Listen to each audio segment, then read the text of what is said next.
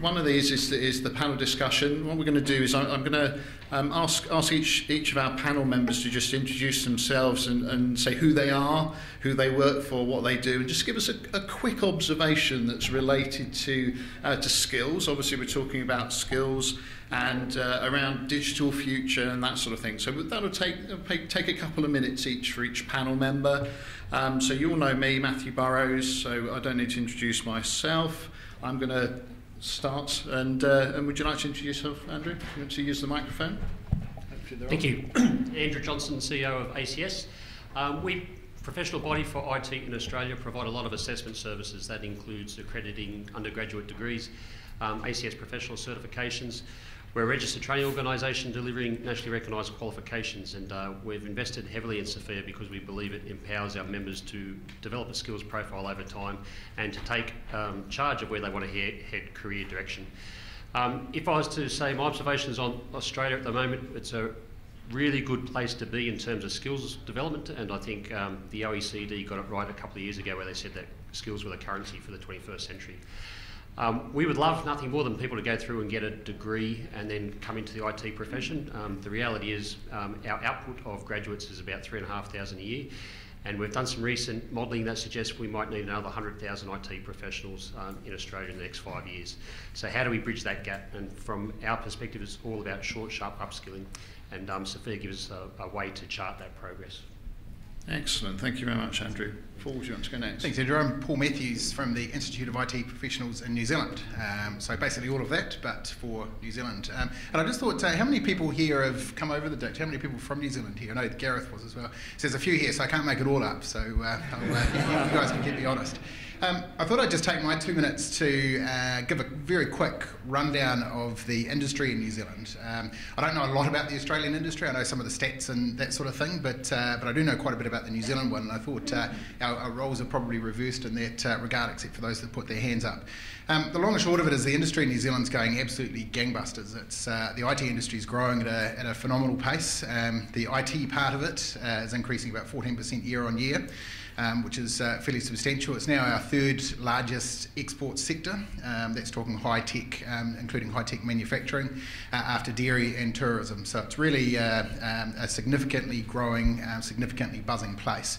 Now, if we're talking about skills and trends, the challenge of that is how we resource it, and that comes back to skills and people. Now, to give you an example of the companies and the growth of the companies, 3 years ago, there were 2 companies in our NZX 50, which is our 50 largest public companies on our stock exchange. They collectively had a $250 million capitalisation. Now there's 10, so 1 in 5 on that register, and collectively they've got about $7 billion, so about a 50 times increase in terms of that top end. Now some of those obviously were doing some cool things in the private space before they went public, but it gives you an example of where things are going. IT workers are paid about double non-IT workers, so people who work in the IT industry on average earn about twice as much as people who don't. That almost holds true when you compare degrees and qualifications, about 1.6, 1.7 times as much. And the challenge that creates is a huge demand for people who are getting paid well, who are doing some really cool things and being a part of a really thriving sector. So what happens? They become complacent. They don't. There's a real lack of progression within the industry. So just to round that off and summarise, the net result of that is that those at the professional levels, so those that have got some experience and sort of work their way up to SFIA level 5 and above, is where we've got the biggest shortage in New Zealand. Technicians, we've got piles. They're all, cloud computing. They're all sort of going to be out of work soon anyway. But at the professional level, we've got a massive shortage. There's lots of middle-level software developers who aren't bothered about becoming architects, for instance, because they're really enjoying what they're doing now. So that's where we've got the biggest challenge. Okay, great. Thank you, Paul. Simon, I mean, everybody knows you, but you give us a quick observation. Yeah, sure. So my name's Simon Mulder. I'm the Managing Director of Adams Consulting. So I'm also on the SFIA Council.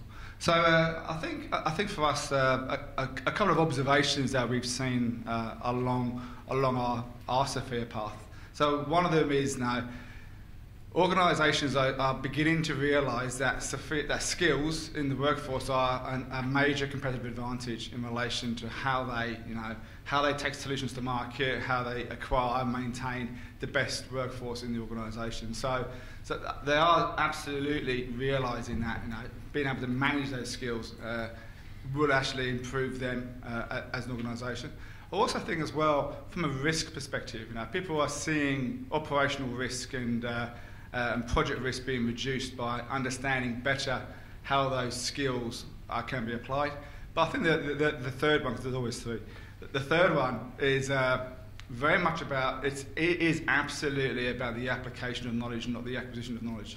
Like Phil, we've done lots of assessments and people will come in and say, yeah, I've got an ITIL Foundation certificate, and I say, great, I love ITIL.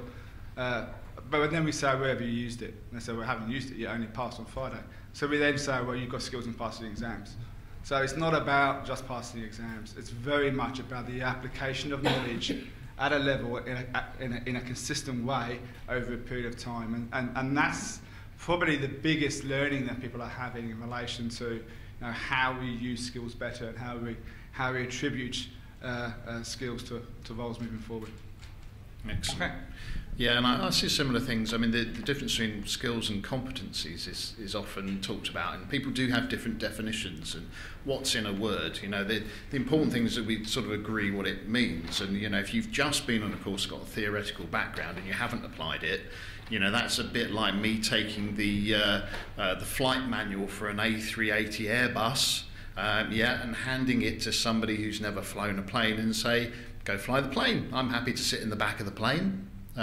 What am I worried about? That manual's been written by some of the world's best experts in flying that plane. What's the problem? Go fly the plane. Hands up who'd be happy to sit in the back of that plane. Oh, one. We've got one daredevil, adrenaline junkie over there. Yeah. I'm still not sitting in the back. I think it only becomes a problem when it's landing. Yeah, that's right, exactly. Yeah, so landings are all controlled crashes. If you can reuse the aircraft, it's a successful one. Okay, any questions straight away, or should we carry on? Hands up. We have got questions. Simon, do you want to do a roving mic sort of walk around, if you wouldn't mind? I'll make him work. Come on. So I read an article, I believe, in the ACS newsletter, weekly newsletter, about the fact, similar to what you were saying, Andrew, about the fact that we are going to be skill poor in terms of our young people coming through university. Now, with all of the outsourcing is going on, why in the world would I tell my daughter to go and get a degree in IT and develop those skills? Yeah, Andrew, you want to pick that up? No, that's a very good question. And it all comes down to the application, again, as Simon was saying, of skills. They absolutely recognise that there's some challenges around the entry level, and we hope that we're putting together some initiatives that might help address that. The reality is, though, if you were to jump onto seek.com today and look at the 150k plus jobs, more than 40% of those are in IT. Yes, IT by nature is a lot of contracting and short-term type projects, but that's 6 times higher than any other profession.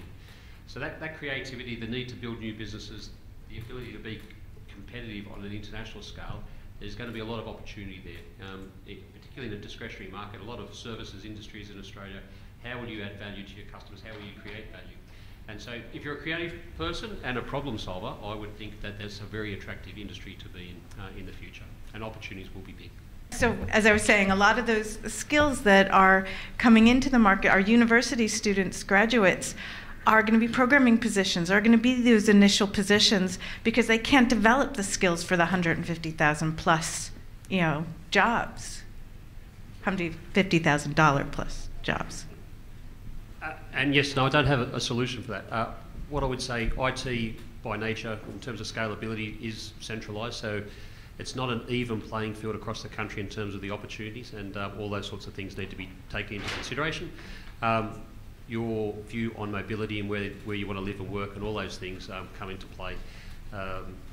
So no, well, I'm happy happy to hear any answers from the audience. It is a really tough question, one that we've recognised for a couple of years, but I don't see it changing.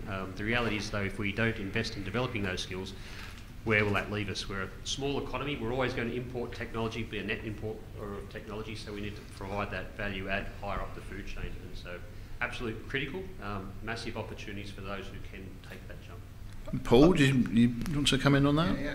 I think certainly from my perspective, it's a really, really fun industry. So it is the highest paid industry in New Zealand, and by the sounds of things in Australia as well. It's one of the most challenging in a positive way industries. It's an industry that lets you travel anywhere in the world. One of the advantages we have, I think, of a mobile global industry is the fact that everybody is looking for IT professionals. So you can go anywhere around the world.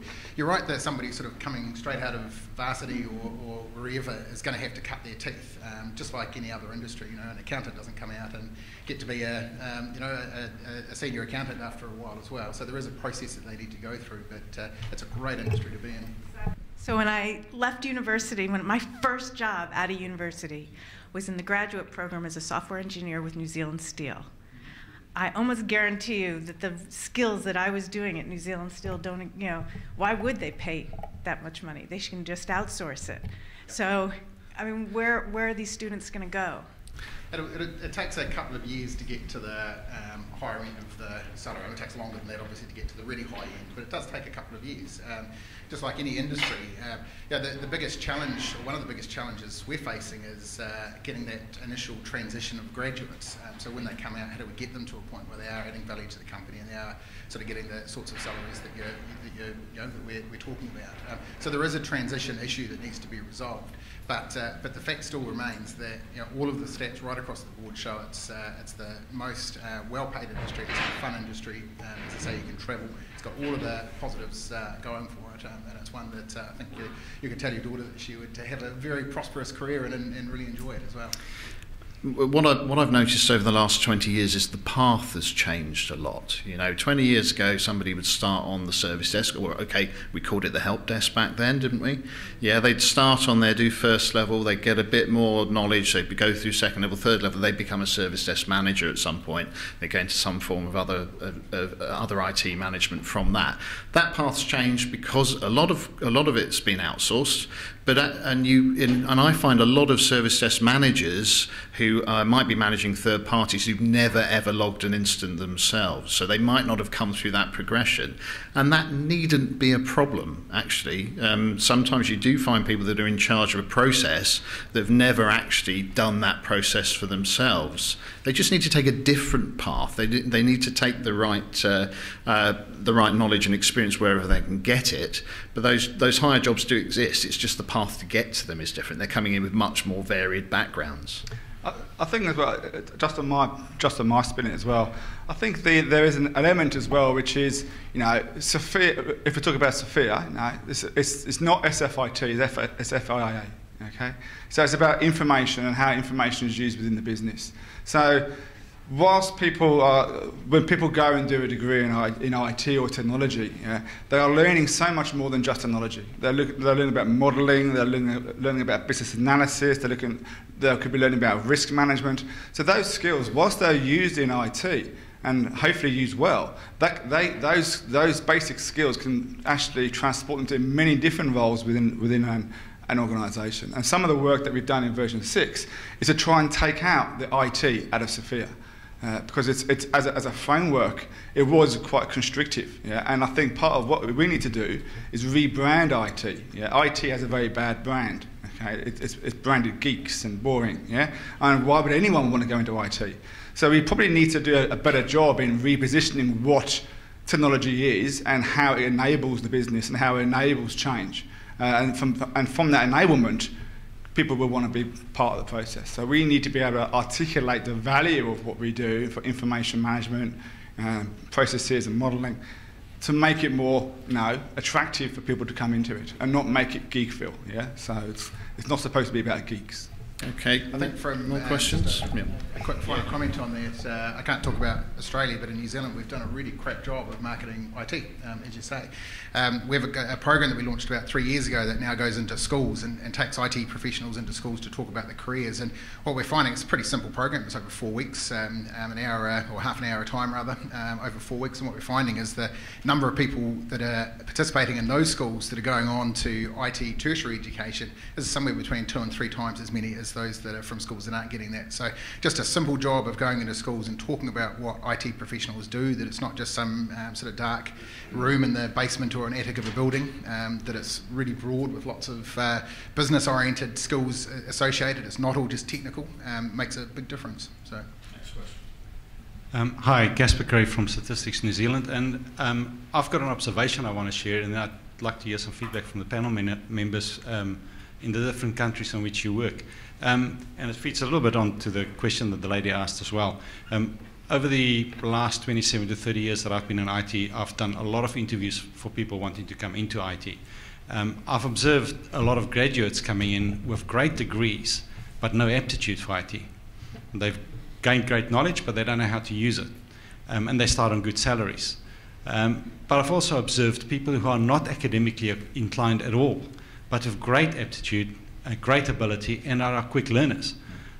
What I enjoy about SFIA is that it opens the door, and particularly in employers' mindsets, that you don't necessarily have to look for a graduate to be able to bring a talented person into IT. Yeah, I've noticed in lots of countries around the world the growth of using SFIA as part of an apprenticeship type program. So yes, it's been gets used in graduate programs, but it gets used in apprenticeship programs as well. And probably one of the areas I think we'd like to look at in SFIA is what's that path to a skill becoming a professional skill? Because SFIA only describes the professional skills, but in my mind there is some sort of relationship between a 12-year-old in school being taught how to write a macro in an Excel spreadsheet, and actually somebody doing some database administration work as part of their professional career in their 20s or 30s. There is some sort of link there. There's a path there somewhere. And honestly, I don't think SFIA helps. It doesn't currently define that path. But in the same way that we were talking about SFIA being about actually applying that knowledge and achieving a result, if you look at people mapping training courses to SFIA, they're not saying go on this training course, walk away with this skill. They're saying go on this training course to gather the knowledge that you need to then go and apply, and in applying it you might develop that skill. So as long as we position it honestly, we can talk about training and we can talk about education in SFIA terms as a building block towards developing that skill.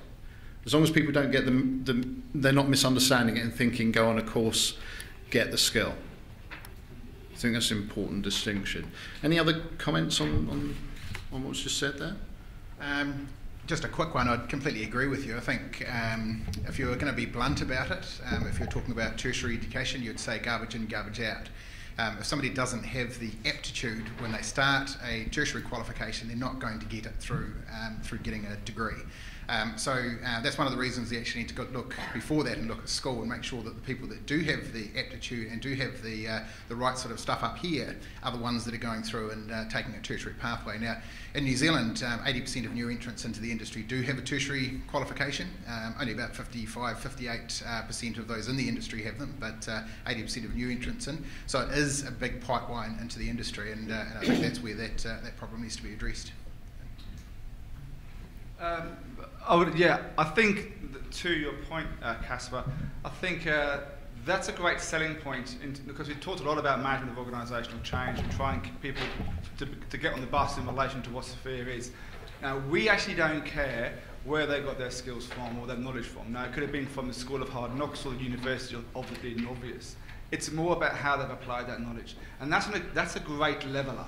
Yeah, for people who've been in the industry for 20, 30 years who haven't got a ream of certificates, they can actually be recognised for what they actually do. And that's a great way to break down some barriers for people moving forward. So, we're very proud to say, it is about the application of knowledge. Yeah? And some people acquire that knowledge in the organisations they're in, and that's great. but also it does actually create a higher level of expectation of the organisation in creating the opportunities for people to apply that knowledge. Yeah. Now, training courses and training knowledge has the shelf life of milk. Yeah. If you don't use the knowledge within a 6 to 8 week period, then chances are it's going to start diminishing.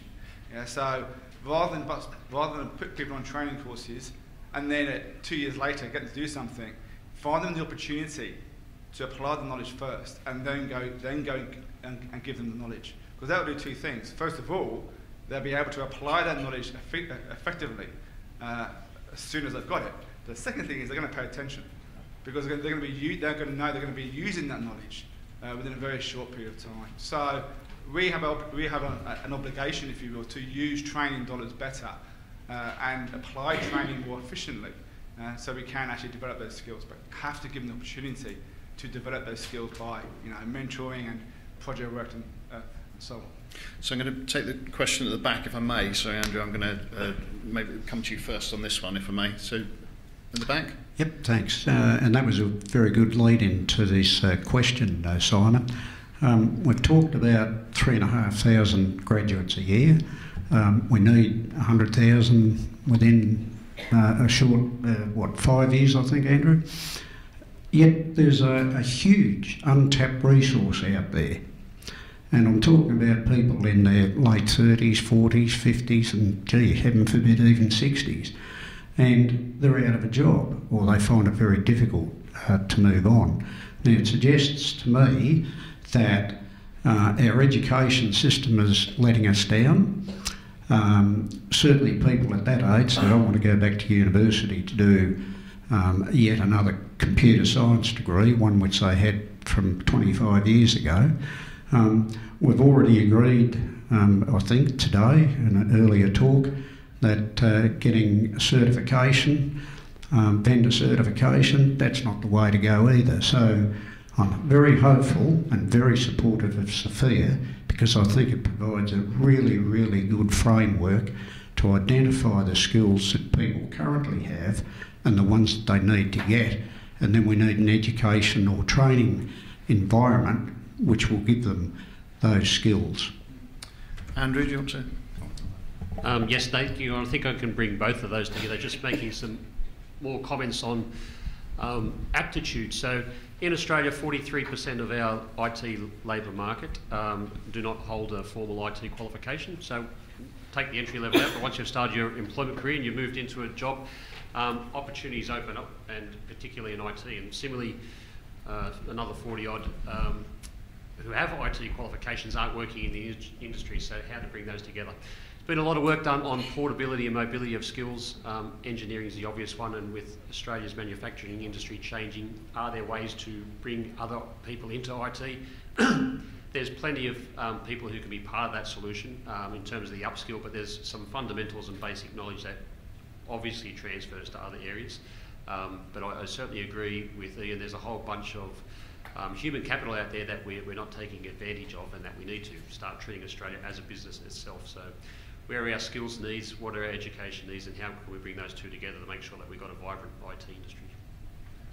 I'm going to get straight on to the next question for Mike. My question is in relation to the perceptual difference between self-assessment and verified.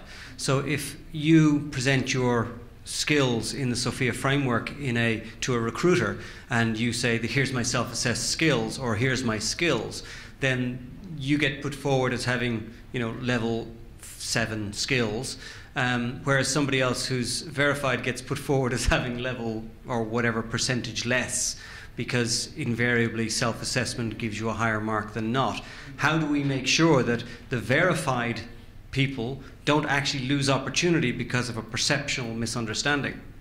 If I do that first and then hand over. Our view is that you hold the power. The people who are actually working with recruiters, who are actually responsible for bringing this supply in and defining the demand. It's up to you to put a level of quality assurance as to how you accept information from recruiters and CVs and whatever. So, yeah, there is now, we're not knocking self-assessments. Now, self-assessment is better than nothing at all. But there's also, I'm an auditor, there's always an audit risk in relation to if you don't have some sort of verification process or levelling process to work out what it is you need to do. So it's up to the organisation to set the bar, yeah, and to have a consistent process and a method by which they can actually validate the information coming in, so they can make that qualified judgment. That way, the people who have been validated, who have actually got a proper assessed result, would not be disadvantaged. It is about your appetite for risk, because there are some risks that are not worth mitigating, or they cost too much to mitigate. And when we're doing self-assessment, sometimes we find that with certain people, that we just know from experience that the difference between the self-assessed level and the validated level is going to be so small. Another example might be, just did an assessment, 200 people as a pilot for a customer, and there are a load of people that were due to retire shortly. So those retirement people, if the reason for doing the validation was to work out what development activity they were going to do, well, those people weren't going to do any development activity in the remaining 6 months until retirement. So it wasn't worth the investment to do that validation. Whereas in other levels, it's absolutely required. But you've just got to decide on your level of risk and weigh it up against the amount of effort to do the validation. Because doing more validation, you can always do more, but it will cost more to do, of course. And just quickly, I guess you're probably talking at a slightly more granular level than this, but there is also independent credentialisation, and both ACS in Australia and ourselves in New Zealand have accreditation and certification processes in place that independently look at those skills. Generally looking at levels, and does look at skills, but probably not to the granular level that you're talking about. But I thought I'd just throw that one in there. Okay, Daniel, you had a... Yeah, so Simon's report on the state of the region earlier on did a good job of highlighting some of the missing skills. What I noticed across the various categories was sustainability was missing. Sustainability management, sustainability engineering, sustainability assessment. So I was interested in the panel's thoughts around why those important skills seem to be missing in the region.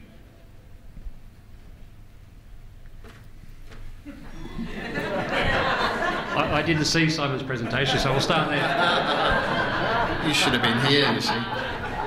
I was here.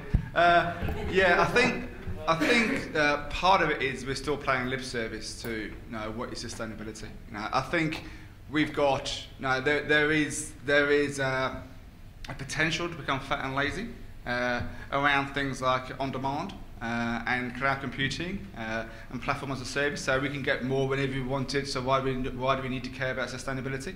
It's always available.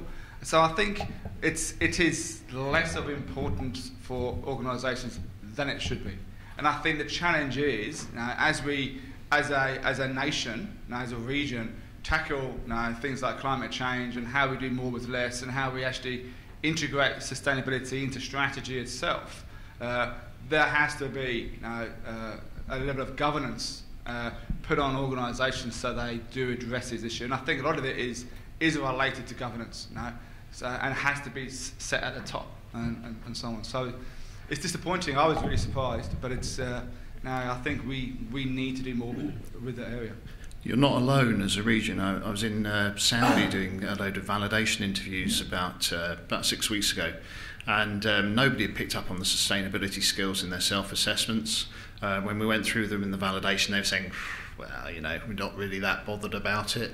And I walked outside of the building, and despite them being an oil company, so you can sort of understand the sustainability picture, their car park was full of solar panels. Had them all, across all of the car park roofs were solar panels.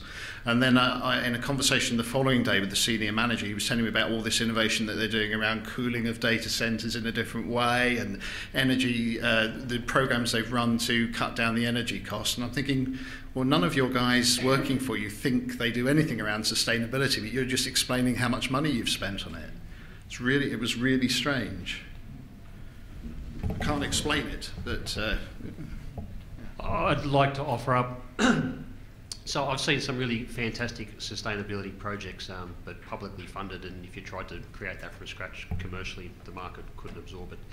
A couple of CIOs in the room, and I think what a great job they do, because you've got someone knocking on your door every day telling you which part needs to be replaced, and this is the more innovative style. And so when you start looking at business process improvement, I would imagine that sustainability does go a little bit lower, because you're moving 100 miles an hour. If projects on the run, you're updating and replacing infrastructure all the time.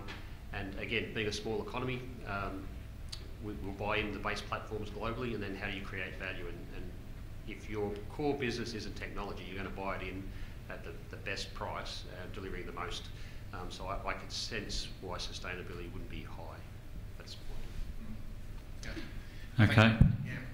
I mean, software, some people might disagree with this statement, but software has an inherent level of sustainability built into it. When you compare it, for instance, with other exports, you talk about e-miles and all the rest of the parts that come into it. But yeah, I think what Andrew said is spot on. At the end of the day, if we're talking software companies specifically, they're generally really busy. They're scrambling to get as much done as they possibly can, and they're probably not giving it the prioritisation that they should be. Okay, go ahead. So today we've heard a lot of excellent presentations on the benefits of the SFIA processes, the assessments, etc., and the improvement of subsequent business processes and business outcomes in the organisations that were referenced. But they seem to be mainly public sector organisations. Is there a reason why we're not having the penetration into private sector organisations that should also appreciate the benefits? I think twofold. There are private sections, private organisations who are doing who have used SFIA. Absolutely. There's I wouldn't want to go name them because they may not want to be named, but no, one of them has already been out there. Like Westpac, as an example, they've already written about what they've done. They wrote an article with the ACS a while ago.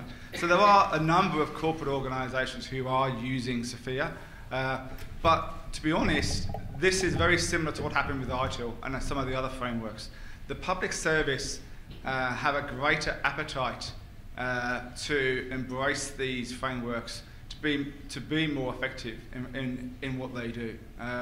And so I think that's the reason why the public service has now has adopted SFIA so well within this country. It happened as well in the UK, and it's happening in other countries as well. So I think for those type of frameworks like SFIA, like ITIL, like Prince, the public sector does drive adoption, and then the corporate organisations catch up. And I think we're seeing a similar sort of cycle with SFIA. I think the challenge that we have is to absolutely drill down on the business value associated with SFIA. Yeah. So, for instance, when SFIA version 5 came out, the UK tax department, Her Majesty's Revenue and Customs, they actually wrote an article in the Guardian newspaper, and they said that since they've implemented SFIA, 99% of their projects are delivered on time, on scope, and on budget, and they've reduced their downtime by 70%. Now that's the sort of numbers that we need, and that's the sort of data that we need to make SFIA more acceptable in the business community, because we need to show the hard dollars. And I think once we do that, it will be more greater adoption in the corporate sector. I mean, the other thing I'd say actually is SFIA is used a lot in the private sector, but they don't always write case studies and articles about it, because who have they got to justify it to? The result that they're looking for mostly in the private sector is better shareholder return. So they tend to talk about it internally. They don't always need to communicate it externally. Whereas if it's in the public sector, there's a certain amount of justifying the taxpayers' money, the spend of that taxpayers' money, which makes them more likely to talk about it. So I do a lot of work with private sector organisations, and I'm always desperately trying to persuade them to write case studies and articles and white papers. And there are some, there's some around. I had a conversation with the CIO at Walt Disney in the States a little while ago, and they have implemented SFIA. And he was quite happy for me to mention that they'd implemented SFIA, and the only reason he wouldn't write about it is because he doesn't have time. He's got other things, he's got the next problems to work on, and it isn't worth his time actually publicising it. And it was a Mickey Mouse implementation. Yeah, exactly, it was a Mickey Mouse implementation. Okay, we've got another question. I think we've got about 5 minutes or so.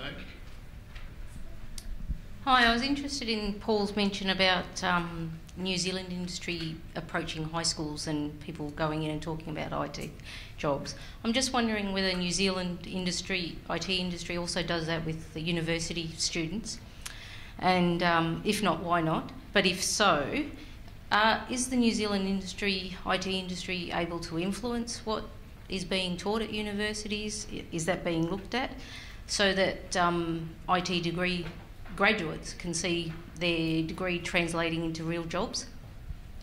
Yep, absolutely. In fact, right now, as in this month, excuse me, we're finally implementing a degree accreditation process that's been in the works for a number of years and is based on a similar model in Australia, actually. In fact, the ACS have given us a lot of support in implementing it.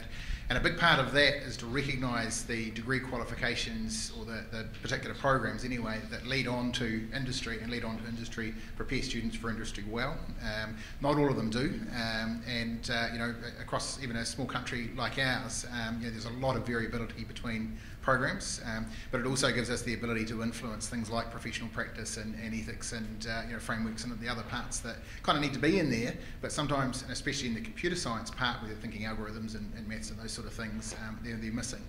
So the short answer to that is yes. There's been some other work around the sub-degree qualifications. Basically the whole 224 of them have been scrapped and replaced with 14 new qualifications that are being taught now across the country. So that's at diploma and certificate level. And again, they've all been indexed to industry needs, including that professional practice component. We do have student chapters, and we have an engagement with them at our branch level, but we are focused a lot more on the secondary school in terms of getting in front of those kids, because so many of there's such a negative perception at that secondary level compared to where it should be. We've probably got time for one more question just before we go through the summing up. Any other questions? Any hands? Okay, that's fine. So sort of to round this up, if I can come to you sort of one at a time and just give me an overview of your main observations and what you think our challenges are and how we're going to approach them. So real, in as much summary as you can, because we've got 5 minutes left, so sort of 2 minutes each perhaps, and that's all we've got time for, I'm afraid. So Andrew, do you want to go first? Thank you. In terms of challenges, no, I agree with Simon. I think the landscape in Australia is exciting. You can tell by the number of people here, and that the public sector does drive purchasing behaviour in a small economy. So I think the opportunities that are likely to evolve over the next 3 years are massive.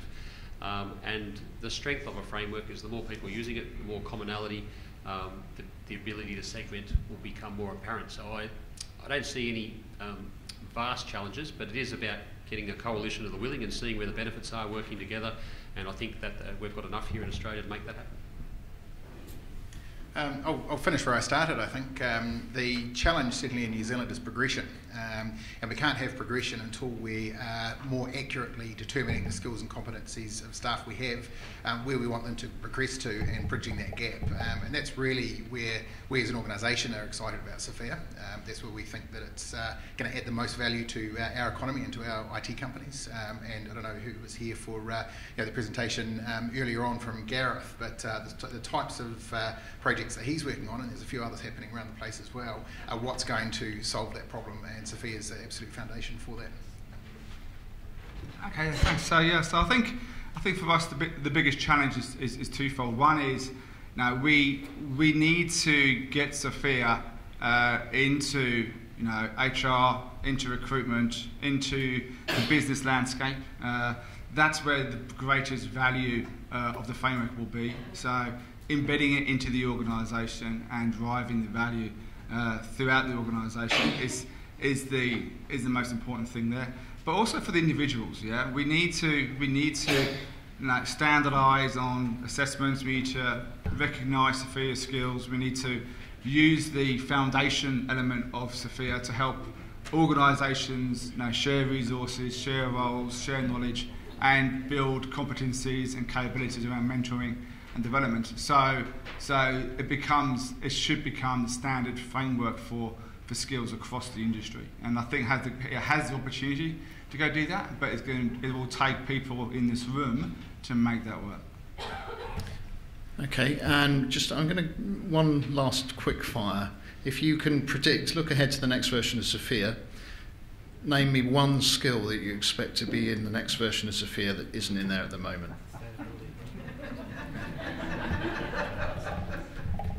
I don't know if you'd say it was one skill, but I think one area that is going to expand is the whole data knowledge area. With fast enough to grab the mic. But I think that's probably an area that's rapidly growing in the industry, and it's one that the framework will need to adopt and catch up on, I think, over time. Okay. Andrew, it can be as silly as you like. No, I don't want to be. So we're working with the CSIRO on the future work, and a lot of modelling occurring, but I don't want to let that cat out of the bag until they finish their research. So 6 months, well-informed position. Okay. Oh, cagey response. Guarded. I was actually going to say knowledge management, because I think how we share knowledge and how we manage knowledge is a key thing that I still think is missing in version 6. So I think moving forward now, the key skill that I think we need to really think about is that coaching side and the mentoring side. Now, it is contained inside areas of autonomy, and it is mentioned there. But I think if we're going to be talking about performance management, how we coach and how we develop individuals, that is a skill. And I think it would be nice to have some more elements of that.